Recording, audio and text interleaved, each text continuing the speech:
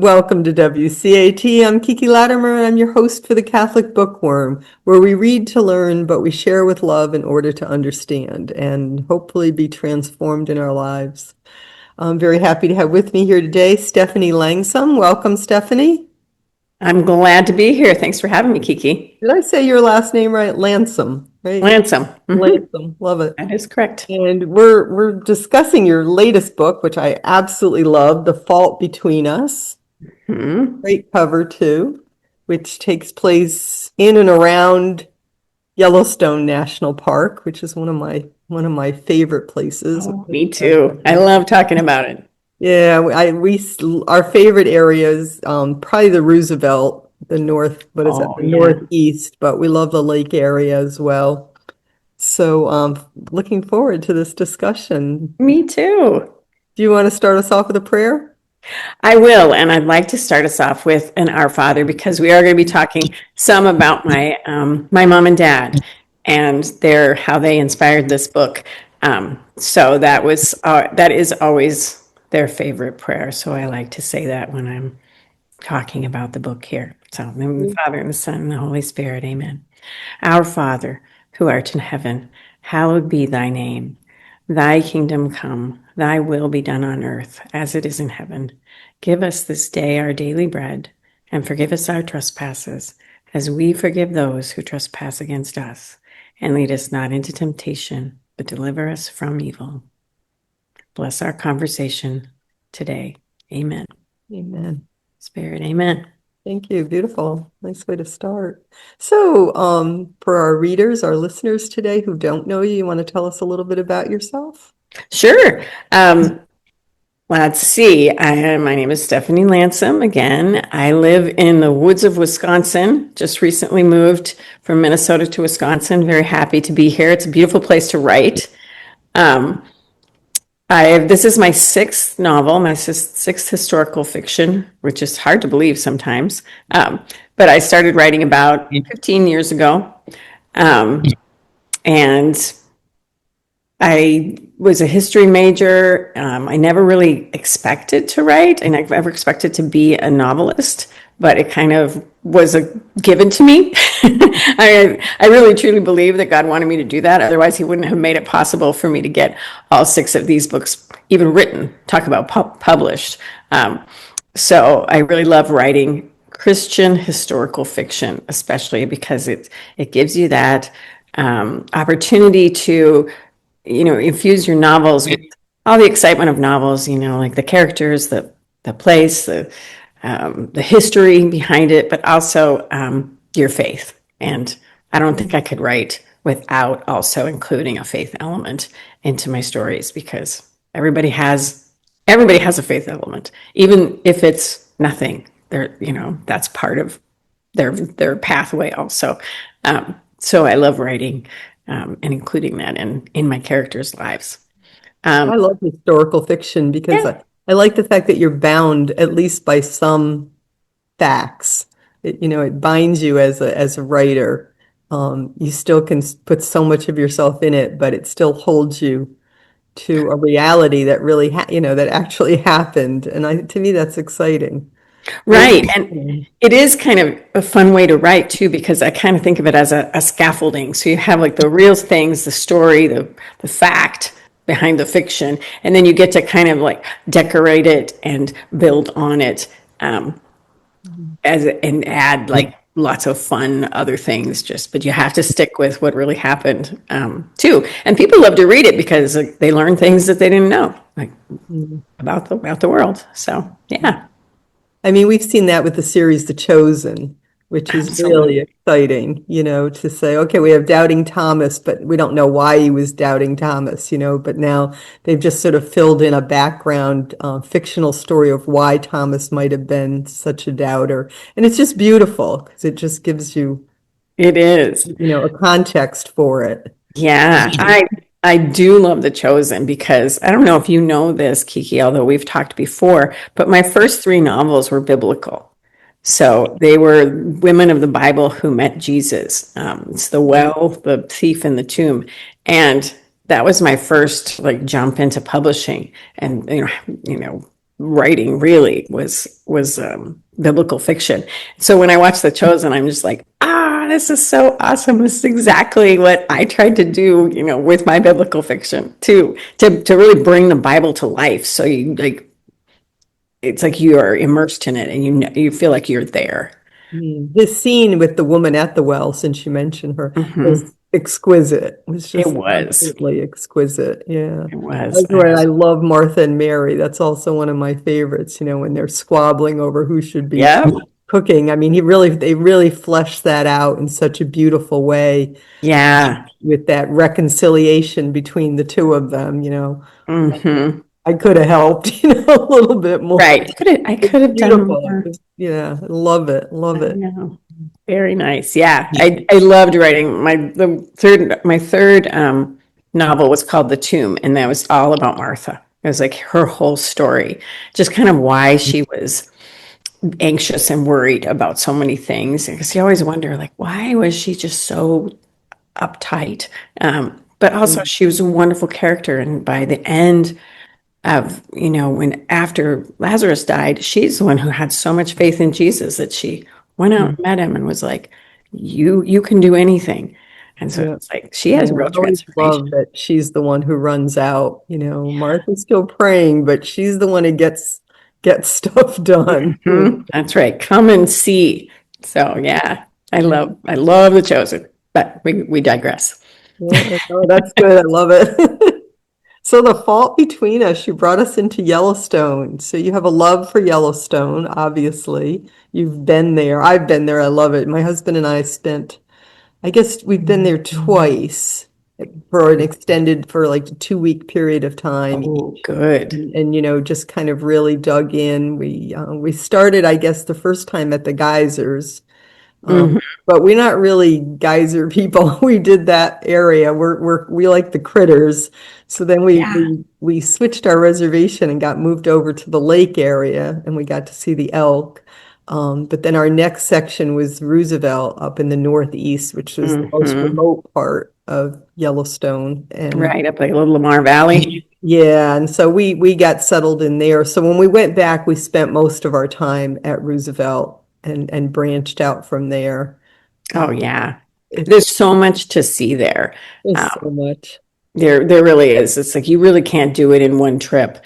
But yeah, well, I've always loved Yellowstone, and I've always played with the idea of writing a book about it because my parents are very inspirational in this book. So my mom was a teacher in Minnesota, and she went out to Yellowstone Park as a savage, which what they called like the seasonal workers. She met my dad there. He was kind of a cowboy, didn't have much to his name. They dated for 10 days, and he asked her to marry him every date. Oh my gosh. And she said no. And then she went back to Minnesota, and eventually they did get married that next summer and moved out to live in Yellowstone in different parts of the park. And my dad eventually started working for Yellowstone National Park, and then he worked for the Park Service for the rest of his life. Wow, that's beautiful. Yeah, and all of us kids were in. all of us kids were born while they worked for while he was at Yellowstone. So mom was definitely living in remote areas with little children. She had a shoestring budget. They didn't have a lot of money, but we have a lot of family stories about that time there, and just like all the different things, the bears, the snakes, the horses, and all the things that went with living in that remote area. So much of my family history I used to add to that scaffolding of what happened at the earthquake. That's fascinating. Yeah, and they were there for the earthquake. Were they? Yeah, and so were my mom's sisters. So my mom's sisters had gone out to work at the park that summer. It's kind of what people did in the 50s and 60s. They still do if they're smart and young. Yeah, it's much harder to get a job out there now than it used to be. But they were all out there for the earthquake and in different places in the park when the earthquake hit. So I interviewed them, and my aunts were just great. They just had some awesome stories. It was so fun to just talk with them and hear about 1950s Yellowstone, like from the people who had been there. So you wove a lot of biographical family history into this. I did. Yeah. I did. And they were all very faithful women. My dad ended up converting. He converted before they got married, I'm pretty sure, to Catholicism. And he became just, I have a hard time talking about him because he's been gone for 10 years, but it's still like, I miss him. He was such a faithful man. They really were. And I think they both like learned how to trust God, and that during that really tough time in their marriage when they had very little money, they had little kids, and they were kind of isolated. And so I think that's what really bound them together in their marriage, but also had like they grew in their faith so much in those days. And that's a lot of what I used, as the faith element in The Fault Between Us. So it was. I mean, that's a theme that runs through the whole book with all the characters, is the level of their faith and their faith growing, or sometimes their lack of faith, and then Right. God dragging them into faith, Absolutely. And you bring that out, I think, almost in every single one of them, at least the main characters. Yeah. I mean, they all have kind of a faith journey and I don't usually in my books like wind up with everybody all on the same page and they're all really faithful and they've had this huge transformation, because that's not how our faith life works. I mean, we move ahead a little bit and sometimes we fall back, and then we move ahead a little bit, and then like maybe something dramatic happens, like our lives are in danger, and then that sometimes has a huge impact on our faith. Kind of like Frannie. We won't spoil anything, but one of the sisters really had to take a hard look at what she believed when that earthquake hit. Yeah. So You also look a lot at, the problems that can plague a young marriage. right. I thought was really interesting. That how, two people come into a marriage from different backgrounds. And usually, like when we get together with someone, we often share the good parts of our background, but we don't always share the bad parts of our backgrounds immediately with a spouse. And how those sort of hidden secrets, those past wounds can really damage a marriage, unless they're brought out into the light and really looked at. You want to talk about that a Talked little about, bit? yeah. I think that's very true. And that's less autobiographical, and more just what I've learned and seen as I was married and talked to people, my friends and stuff. And it is sometimes those really hard conversations are put off and you don't have them, and you think, oh, it's too hard to talk about that, or I don't want to make this person uncomfortable. In a marriage or in a family or with sisters and brothers and all those things, having those hard conversations is really necessary. And sometimes if we don't do it, it can lead to, these growing distance, between people, and you don't know what to do then. When the distance gets to be too far, it seems almost insurmountable. So yeah, I wanted to talk about that a little bit, and just how difficult those first years of marriage can be. Sometimes the things that attract us to someone, like Claire and Red, he was, had that quiet cowboy, stoic, that's super attractive to Claire. But then a year later, that's the problem. Like she can't get through to him. She doesn't feel like they're connecting because he is so quiet, and keeps things to himself. And so it's like very often those things that attract us to each other are also like the things that are hardest to work with in a marriage. And I think probably everybody who's married can relate a little bit to that. I thought an interesting thing that you brought into this story, and I don't want to give too much away, it's so hard. But, Red has given Claire this beautiful gift, a wedding gift. And she makes this really tremendous decision at a point when she's on her own and has to make a huge decision to sell that gift to protect him. And it kind of reminded me, what is the story with the hair combs? Yeah. Yeah, that story of the I forgot what it's called. The Gift of the Magi. Gift of the Magi. It kind of Yeah, that's reminded me of the Gift of the Magi. a beautiful story. And actually I was thinking of that when I wrote this because I've always loved that story. And It's it's a true. beautiful. Like she doesn't want to hurt him by, either way, And yeah, I don't want to give anything away, but it's a tough call for her. And seriously, I mean, I don't know if she should have done it. It's up in the air. But that actually comes from a family story also of something my mom did with a wedding gift that my dad gave her, which I've always been horrified by until I got older. And then I kind of figured out, like, oh yeah, like she didn't really have a choice, but she sold a gift that my dad had given her for her wedding. So yeah, even that came from a family story.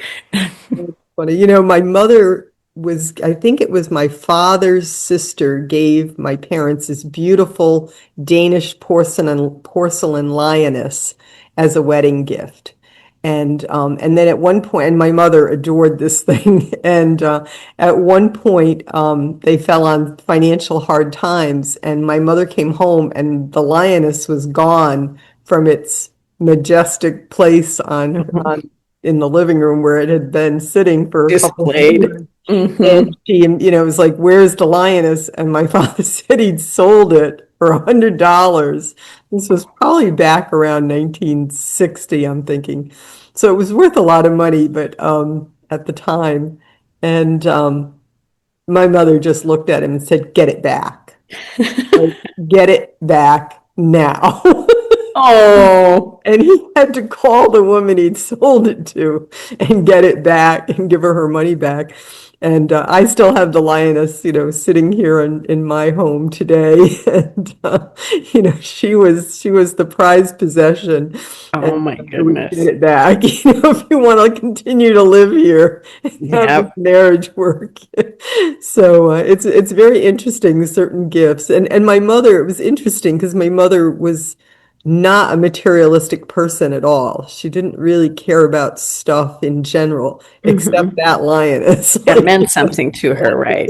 That meant something to her, and she carried it through thick and thin. She carried it through all kinds of poverty situations that we had to live in. This majestic lioness. I'll have to send you a picture of her, but this Yeah. majestic lioness made it through all kinds of circumstances. Right. Yeah. And it's neat that you have it now because And I have her that now. probably means a lot to you just because was so special to her.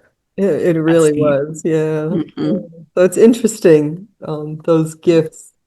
I was very fascinated by your decision, and I don't want to exactly say who it's connected to, maybe, unless you do, but you bring up illiteracy in this book, Yeah. which I loved. Yeah. Yeah. I mean, that is not a family thing. My dad was a huge reader. But and the reason I always relate it back to my dad is because his name was Red. So that character is named after my dad. But not everything about him is obviously the same. But yeah, that's always been something that's fascinated me because it's like such a basic skill that we think that everyone has. But especially now with like immigration and people speaking different languages, the thought that not everyone can read is almost, it's just kind of hard to believe, but it's a real reality. And I can't imagine like how difficult that would make your life, and how hard it would be to work through life that way. And especially back in those days, of the 50s and 60s, where that was probably also pretty common, especially kids who grew up during the Depression. Right. Didn't Also, get- ways that people go to not let other people know they can't read. Right. I mean, it's Right. really people Very know it's shameful. not good. So yeah, it is a shameful thing, and so they hide it, which can make matters even worse.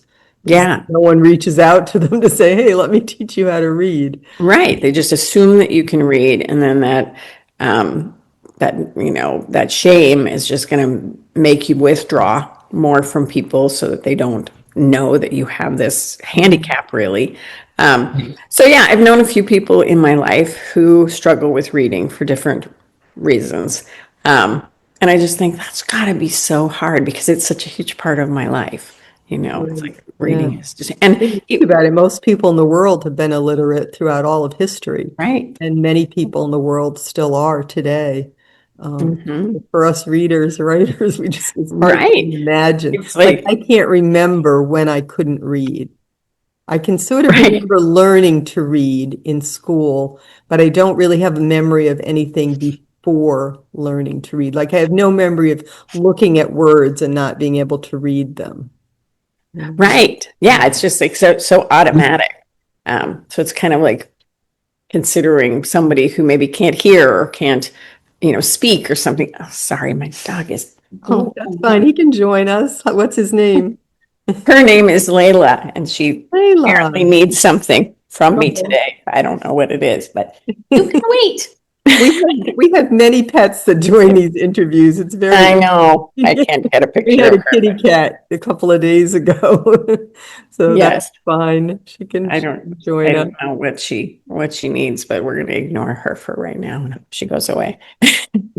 One of my favorite moments, very early in the relationship between Claire and Red, when she meets Red, she asks him, "Do you go to church?" And he's like, "What? Why do you need to know?" And she says, "It matters what you believe." And Mhm. I love that because when I was in my teens, I felt head over heels when I was like 15, 16, madly in love with this man.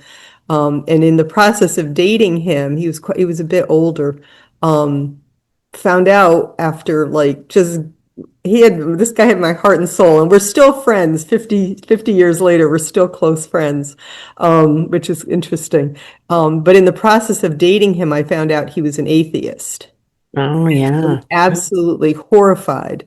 I kind of knew that atheists existed, but I mean, I knew what an atheist was, but I didn't think there were any real ones. Right. Like you can't, it was hard to imagine, I right? was like, what?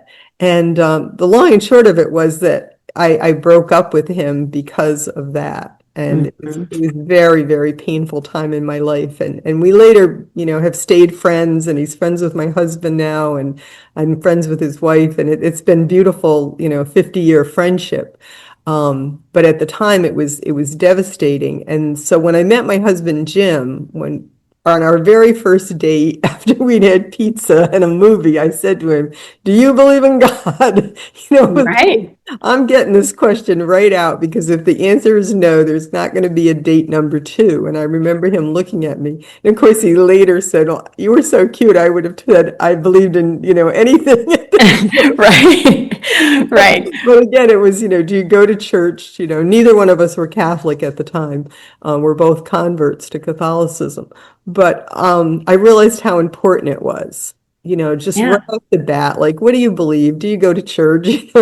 And so I loved that scene, that moment with Claire and Red in your book and I think it's a great message to young people reading the book, like, get that out on the table Right. Check right because off the it can bat. be a huge issue, after, like, as you found out, like after Right. you're already attached to someone and you don't believe the same, like, very, very fundamental things. And I mean, with Red, he was just willing to believe whatever. So I was kind of more of a evangelizing moment, where he's like, yeah, I'll do anything. Like, if you want me Right. to be at church, I'll be there on Sunday, and I think that is also a great thing. Like, God uses all sorts of ways to evangelize and bring people to him. And sometimes it's through you know, love of Right. someone that you want to, be closer to. It's like, sure, Right. I'll believe what you want to believe, or I'll learn about it at least. Right. So yeah, very true. And I also liked, or tried to put in the book that idea of like the beauty of nature, Mm, The awe-inspiring beauty of Yellowstone. So many places in Yellowstone where you just stand there and look at something and you're like, that's just insanely beautiful. Like there has to be a God who not only made this stuff like mm, Grand Prismatic and just those incredible waterfalls and all those things. Not only did God make it, but he made it for us. Like mm. just for us. Like not for any Just for us. real reason, just to show the beauty that he could make. Mm, And you can't look at that and just think, oh, this is just a random occurrence of science and water and whatever. But this is something that was made for us to inspire wonder. yeah. I had an interesting interview about Flannery O'Connor last week, and one of the things that came out in that interview was Flannery really didn't like it. She raised peacocks. Yeah, She really couldn't stand it when someone would say to her, what are they good for?" You know? yeah, She's right. like, you don't eat them. You just look at them. They're not good for anything other than beauty. They're just Beauty, a work of right. art, and that's all they're good for. And so she just felt like people who would say, what are they good for? Just really missed the beauty point. Missing it, And right. it's like that when you're in Yellowstone, It's just, Mhm. the beauty is so amazing. The beauty of the animals, the beauty of the scenery, the Yeah. landscape, all of The it. sky, I mean, it all comes together. And like, the wonder that we have for God, it's beautiful, but it's also dangerous. I mean, not that God is dangerous, but God is huge and big and beyond our understanding. And so like when we look at something that's beautiful, but also like really Awful. Like, really like awful. awe-inspiring, Yeah, right? yeah, Like a waterfall, like we can look at it, but don't think that you control it because you don't. no, you don't. You have to When I'm in just, Yellowstone, I try not to think about the fact that we're on the top of a crater. well, right. Really try not to think about it. Let's not think about the caldera and how that can just destroy most of the world if it blows. If it goes. But I've thought about it, of course, reading this book because this earthquake occurs is it 1959? 59, yeah, It happens sort of northwest of Yellowstone, right? right. It's Lake, what is it? Hebron? Like Hebgen Lake. So it's the Madison River Valley, which like Hebgen Lake was dammed, so there was a lake there, and then it goes down into the valley, and that was pretty much the epicenter. Was right in the Madison River Valley, where that mountain. I mean, it was shocking like how much destruction happened, and you've read the book, so this mountain just comes down due to the earthquake and creates hurricane force winds, a 15-foot wall of water going backwards up the river, and then a huge flood. So it was like all of the natural disasters like got packed into 10 minutes, Yeah, yeah. which was very destructive and fatal to many, many people. So it was, How many people died? 28. 28, yeah. Yeah, and almost all of them were in the campground, in Rock Creek campground where the mountain came down. So you must have thought a lot about that recently with where was the flood with the campground? Oh yeah, Yeah. in Texas. Yeah. Had you already written Gosh. this?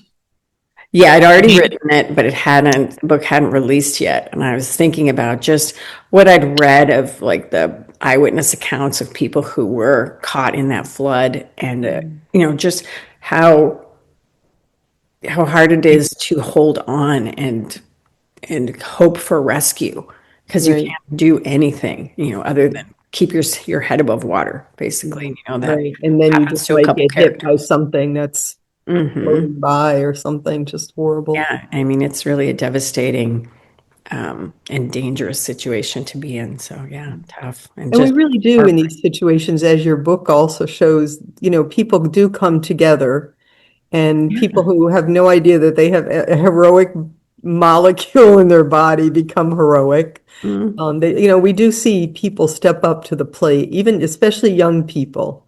Yeah. You think, this is just a kid and they're not going to know what to do. But we see young people often in tragedies step up to the plate, which is always an amazing thing to me. Yeah. Yeah, you really, when you read the accounts of the people that were stuck in the valley, so there were 300 people trapped in the valley because both sides were cut off and then nobody could get, no cars could come through, nobody could come and rescue them. Um, and that's what you read about most. And it was in the aftermath how much people helped each other.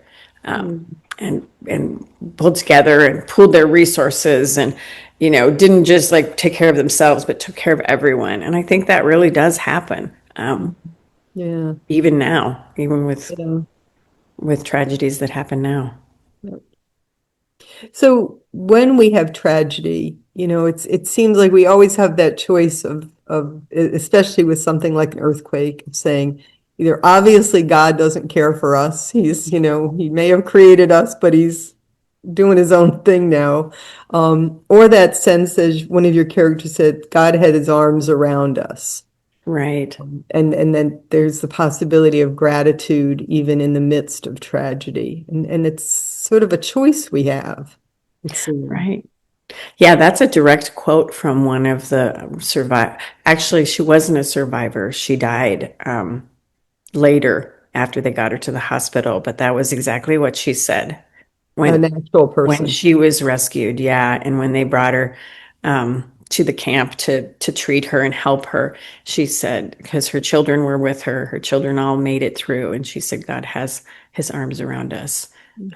And I just thought that was so beautiful. I wanted to actually like get it in the book, because if someone's like seriously injured but can still choose to thank God for watching over her children and getting them, as far as they were, then that's such a huge inspiration for the rest of us. Mm. And yeah, tragedies happen and horrible things happen, but God is with us while that happens. That's all we have to do is look at the cross and see that he's suffering right alongside of us. And that was the whole point of the cross, like God will suffer. He will be with us in our suffering. Another theme that I found fascinating was at one point you mentioned that, they had prepared for, I think it was the father, but I'm not sure, the idea that they had prepared for an atomic bomb at that Oh, point. yeah. But so everybody got attacked by this earthquake that was close to home. So they thought there was a fear from, far off, but it turns out it was like in their own backyard, this thing happens. And I thought, that's usually the case, is that our tragedies are much closer to home that we have to deal with, whether it's sickness, an earthquake or sickness, or the loss of a job, or financial problems, or issues in a marriage. I mean, our biggest tragedies are usually pretty close to home. Yeah, that's very true. And I mean, if remember our history from the 50s and early 60s, there was that kind of mania about the atom bomb and how, we had to have drills to be ready for it and everything. But yeah, it is ironic, really, that almost always it's not that outside threat that's going to hurt us. It's that close to home, family stuff, or those are the things we really need to be concerned about, instead of this outside force that's pretty far away. Maybe we should remember that today, when everybody's like so concerned with politics and their opinions about different things that really we have no control over. Pay attention to what's going on around you in your own family, and Right. And we'd what you all can be a lot. control, what is it, that old prayer, help me to know the difference between Yeah. what I can fix and what I can't fix. Yeah, stop scrolling your political feed and call up one of your kids and say Right. hi. Right. And that's There's kind of, there's a beautiful line towards the end farther where Frannie simply, without again, who I should have told her I was sorry. yeah, And I think so often, again, holding on to the small crap of family life and stuff, Mhm. sometimes I just should have told her I was sorry, and to Right. reach out to someone and say, I'm sorry.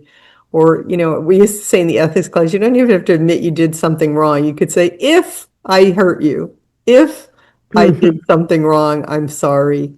To just reach out before it's too late, because you don't know when an earthquake's going to happen. You don't know when a car Something. accident's going to happen. You don't know.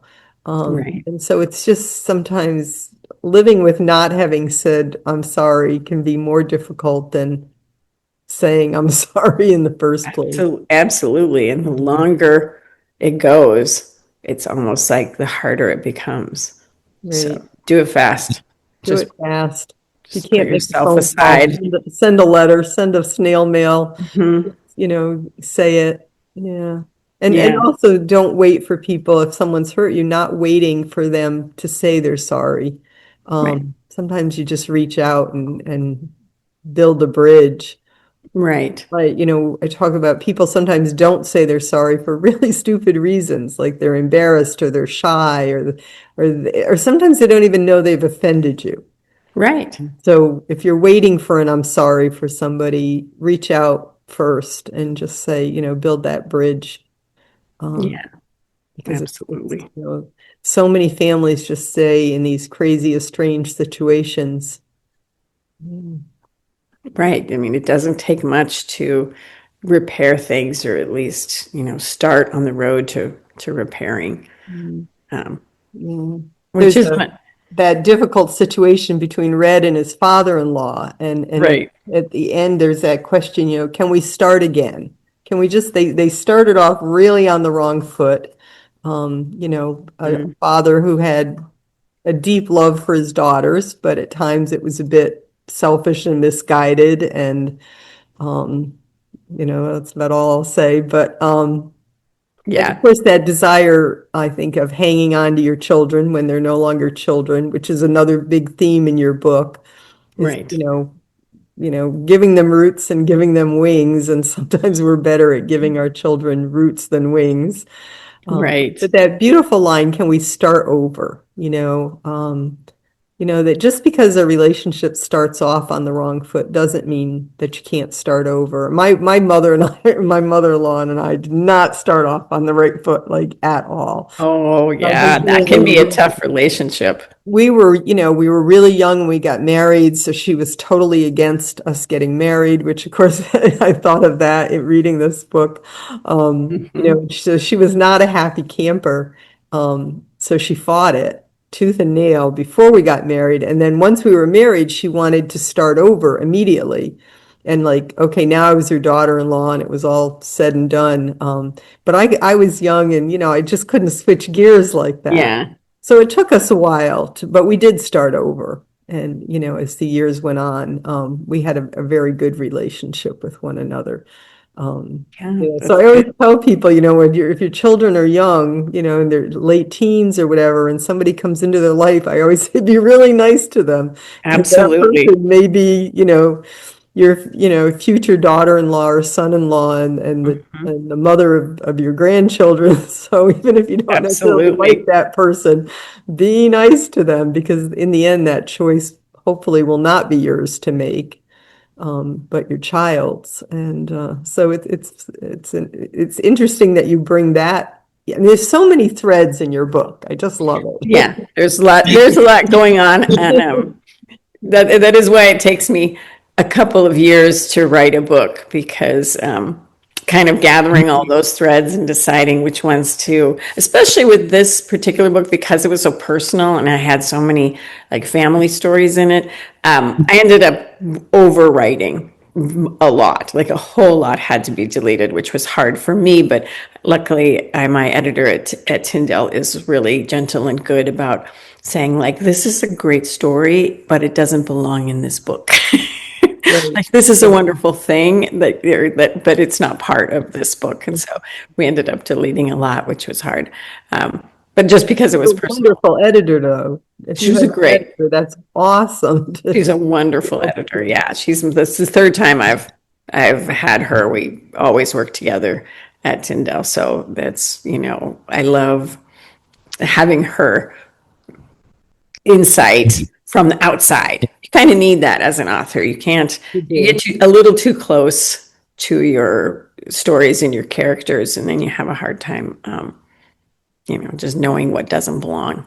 Yeah. Because I like my books to move quickly, and this one isn't moving quickly. The other thing I just want to say that you're just really, really good at is conversations. And I don't think many authors are good at delivering conversations that appear to be real conversations and not stilted or weird.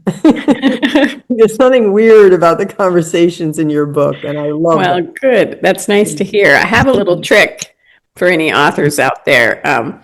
Once I write a conversation, I go through and delete probably half the words, because what I notice when we talk, not in an interview situation like this, but when you're just talking to someone, we don't use full sentences. We leave a lot unsaid that's just implied. And we don't, the way we talk to each other is not a paragraph situation. It's very shorthand. And so I go through and delete a whole lot of words from the beginning and the ends of sentences that we don't use in regular conversation. So an author who's really good at conversations, who I love, is Elizabeth Berg. And if you've ever read her book, Talk Before Sleep, it's about women friendship. It's a short book. It's one of her first books, Talk Before Sleep. And it's just brilliant with conversation. Oh, I'll check that out. Yeah, check that out, because the conversations are, like you're saying, we don't say everything, we imply things. And I remember the first time I read that thinking, I've never read conversation like this where it's not weird. Like where you don't go, people don't really talk like that. Yeah, right.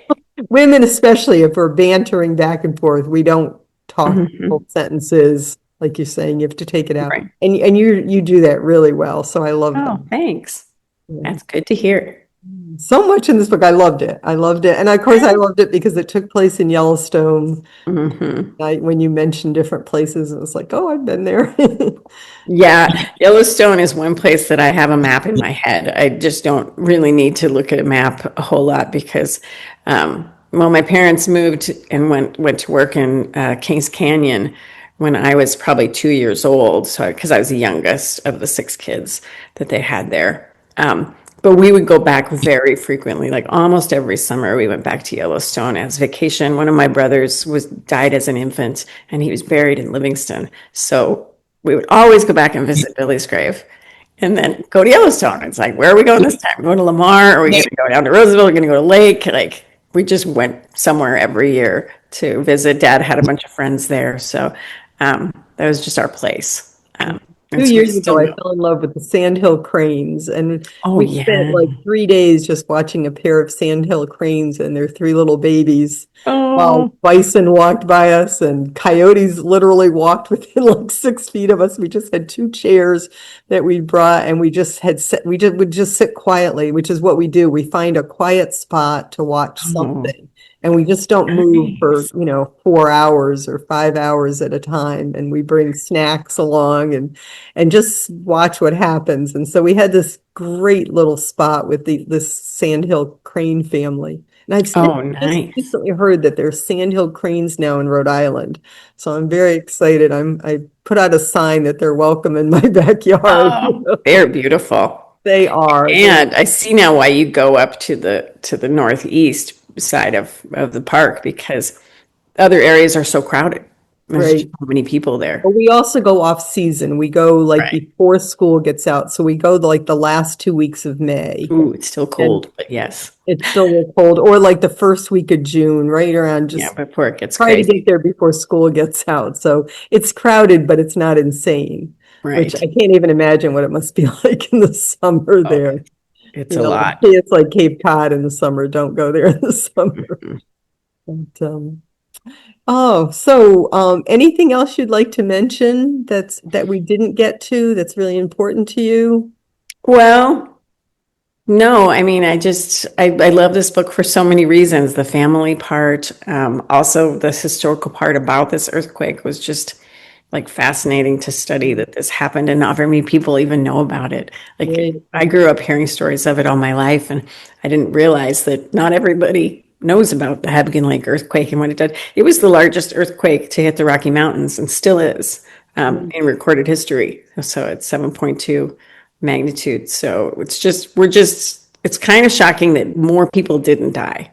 Right. And it Right. had a lot to do with the heroic efforts of people both inside the canyon but also outside the canyon coming in, when the sun finally came up and people were able to try to get into the canyon to save people. Everyone in the area, Yeah. participated and jumped in, and people not even just the area, but they had helicopters coming from Idaho and even California just to get in there so they could helicopter people out. So the whole like process of rescue was amazing, considering there's no cell phones, the radios didn't work, telephones weren't working, and it was just you know get in there and get Yeah. people. I think it's hard for us nowadays to even remember, those of us who can remember, our pre-cell phone days. Yeah. I was on a trip recently with one of my grandsons, and we're just talking about, pre-cell phone times, what it was like to be on the road, pre-cell phone times, Mhm. pre-GPS times. Oh, yeah. You I have to mean, have a and it map. was just fascinating to him because it was just Mhm. unbelievable, like how did you survive? And I'm like, I don't know. I leave the Yeah. house now for 10 minutes and I realize I don't have my phone on me. I feel like I'm naked, I'm gonna die. And another good thing about Yellowstone, I mean, you go there and you are not guaranteed cell signal Right, anywhere. It right. Oh is, yeah, you have to, well, especially up in Roosevelt, oh, you have to absolutely. drive, if you want to get pictures home or anything, you have to drive to a spot, Where you can get it. Yeah. Right. And because of the no cell phones and very little communication, it took weeks actually for people to find out who was actually dead, like who died, because nobody knew. You didn't sign into a campground when you got there, and nobody knew who was where. So they just had to kind of wait for people to go missing and for their families to call and say, like, my son and his children were visiting the area and that we haven't heard from them since the earthquake. Like they could be someone who was in, under the mountain. So it was kind of Mm, crazy how hard it was to even determine who had died in the earthquake. right, or who was missing, yeah. Yeah. So So, anyway, just really interesting stuff. so where can people get your book? Well, you can get it anywhere, Amazon, Christian Books. Baker Bookhouse is always a great place to buy books. Tyndale Publishing has them also. It's in ebook and audio, if you like audiobooks. I listen to a lot of audiobooks. And if you're not sure if you want to read it, you can go to my website and you can get a free download of the first 30 pages, I think, just to see if it grabs you. So that's at stephanielandsem.com. And I think it's right on my homepage, the way to get that free download. Sometimes Amazon gives us a sneak peek at a couple of pages. I don't know if they're They still doing do. They're doing less of that lately. it. And I actually don't even know if they did that with The Fault Between Us. I'll have to check. They used to do it. Mhm. Anyway, I love the book, highly recommend it. Thank Great. you. I'd also say it's good for like teens. I would say, 13 and up would be a great, is that, what would you say? Oh, I would say a friend of mine just texted me a picture of her daughter reading it, and she's 10. So, Okay. but yeah, I always write clean fiction, obviously. Like there's no bad language. Yep. It's very, Great book for homeschoolers that are good readers. absolutely. It's wonderful. Great themes Yeah, in it.